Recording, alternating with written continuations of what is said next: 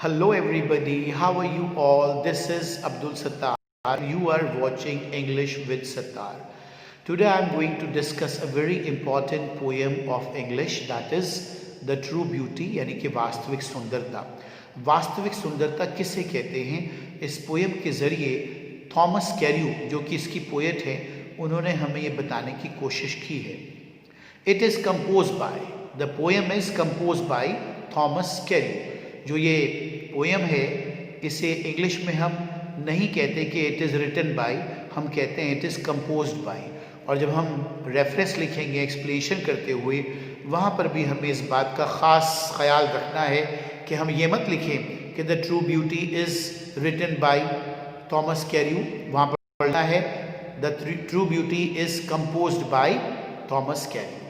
देखिए, एक्सप्लेनेशन को करने से पहले या सेंट्रल आइडिया को करने से पहले बेहद ज़रूरी है कि हम इस पोएम में समझ लें कि पोएट ने क्या कहा है, किस पर्टिकुलर कॉन्सेप्ट को, किस पर्टिकुलर आइडिया को कन्वे करना चाहता है. यानी कि इस पोएम में जो भी कुछ है वो हम समझ लें क्या कहा गया है, या फिर यूँ कहें कि इसकी हिंदी को हम अच्छी तरह समझ लें, जिससे कि हमें एक्सप्लेनेशन को लिखने में और उसके बाद सेंट्रल आइडिया को करने में आसानी हो जाए. तो मैं हर लाइन का, इसमें 2 स्टैंजा हैं, देखिए बोर्ड पर भी लिखी हुई है ये, जहाँ पर लाइन ड्रॉ हुई है उससे पहले एक स्टैंजा है और नीचे वाला स्टैंजा यानी कि 2. We have 2 stanzas in this poem. मैं हर लाइन को, हर वर्ड को यहाँ पर पढ़ने की कोशिश करूँगा, आप भी ध्यान दीजिएगा. ही that loves a rosy cheek or a coral lip admires or from star like eyes doth seek fuel to maintain his fires. As old time makes these decay, so his flames must waste away.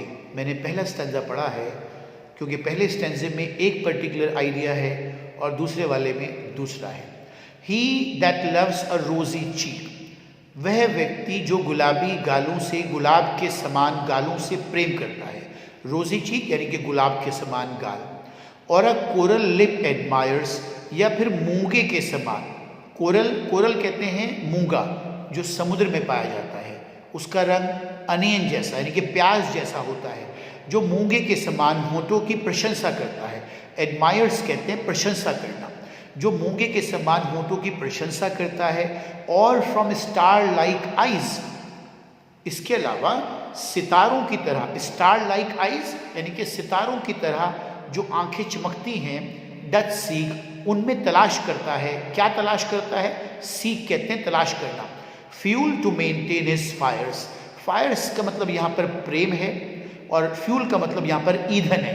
यानी कि अपने प्रेम को जिंदा रखने के लिए, अपने प्रेम को कायम रखने के लिए वो रोजी चीक्स में, कोरल लिप्स में और सितारों की तरह यानी कि स्टार लाइक आइज में अपने प्रेम को तलाश करता है. As old time makes these decay, अब चूंकि वक्त तो सबको ख़त्म कर देता है, ये दुनिया नश्वर है. This world, this earth is मॉर्टल, ये ज़मीन ही एक दिन ख़त्म हो जानी है. तो ज़मीन पर रहने वाले लोग वो तो उससे पहले ख़त्म हो जाएंगे, जाहिर सी बात है. दुनिया फ़ानी है, तो हर इंसान के पास एक लिमिटेड टाइम होता है और लिमिटेड कैरिज्मा होता है. कैरिज्मा कहते हैं आकर्षण. Every person has got the limited time and the limited charisma. कोई भी तमाम उम्र जवान नहीं रह सकता, कोई भी तमाम उम्र सुंदर नहीं दिख सकता. वक्त जो है, ये कह रहे हैं ना, as old time makes these decay, वक्त जब आता है, जब बुढ़ापा आना शुरू होता है, तो ना तो रोजी चीक रहते हैं, ना ही कोरल लिप्स रहते हैं, और ना ही सितारों की तरह चमकती हुई आंखें रहती हैं.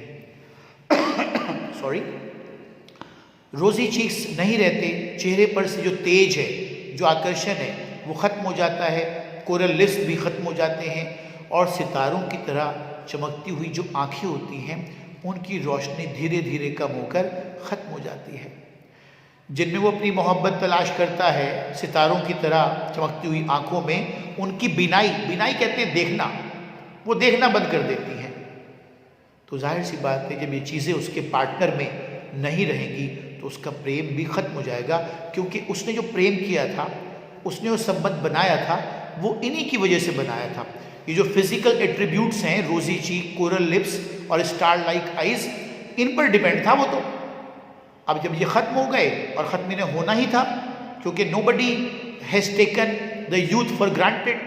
किसी को भी जवानी का वक्त हमेशा के लिए नहीं मिलता, बुढ़ापा सब पर अपना असर छोड़ता है। दुनिया में कोई ऐसा आदमी नहीं है जिस पर उसने असर अपना ना छोड़ा हो। जो आज युवा है वो कल बूढ़ा भी होगा, जाहिर सी बात है, ठीक है। तो इस फ्लेम मस्ट वेस्ट अवे। तो जब उसका पार्टनर बूढ़ा हो जाएगा तो उसके मन में जो उसके लिए प्रेम था और जिसका आधार, जिसकी बुनियाद ये फिजिकल एट्रीब्यूट्स थे, तो उसका प्रेम भी खत्म हो जाएगा, उसका प्रेम भी रुखसत हो जाएगा उसकी ज़िंदगी से। तो ये तो कोई ट्रू ब्यूटी ना हुई।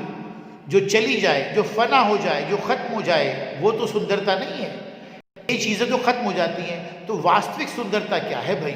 जो हमेशा कायम रहती है, जो हमेशा, चाहे इंसान किसी भी उम्र का क्यों ना हो, उम्र के किसी भी पड़ाव में क्यों ना हो, वो चीज़ें उसके साथ हमेशा जुड़ी रहेंगी। वो सुंदरता क्या है, वो इस स्टैंजा में डिस्कस किया गया है। मैं बताता हूँ आपको।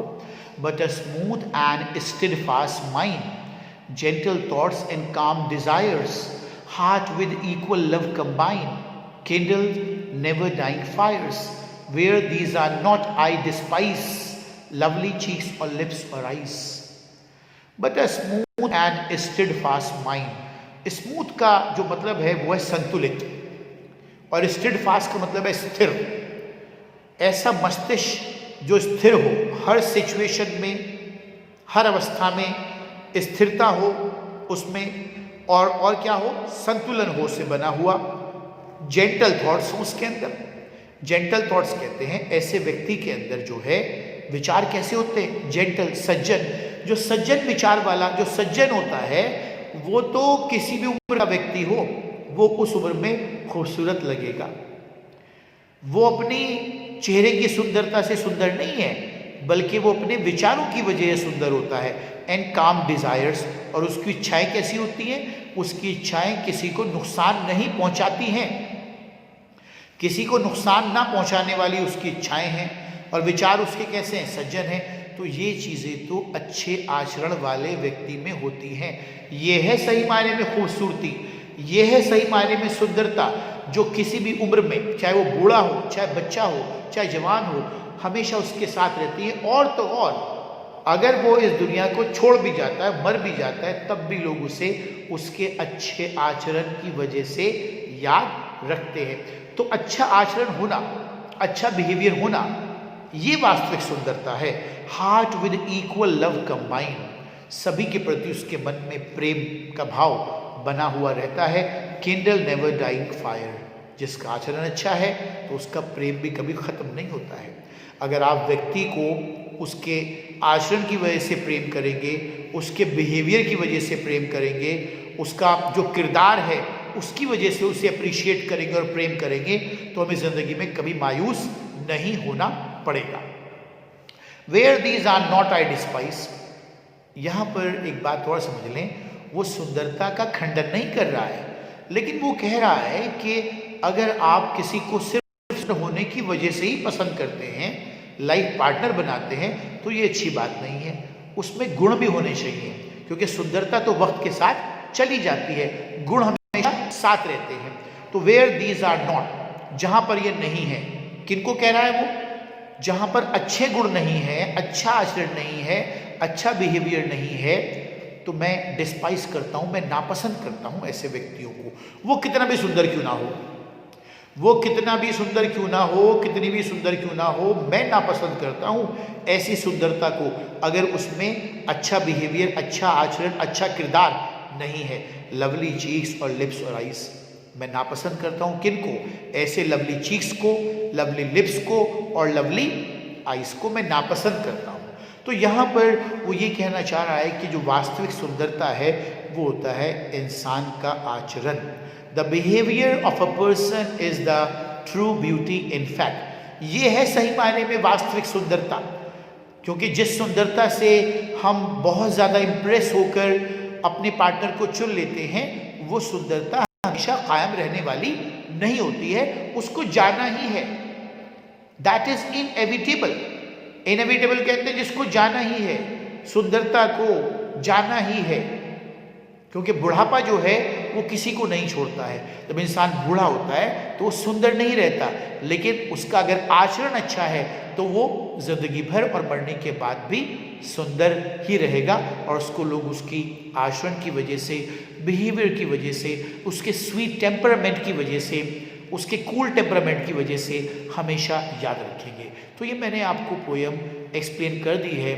उम्मीद है मुझे कि आपको इसको सुनने के बाद, समझने के बाद आपको आसानी हो जाएगी सेंट्रल आइडिया और एक्सप्लेनेशन को करने में। ठीक है, okay, that's all for, bye bye.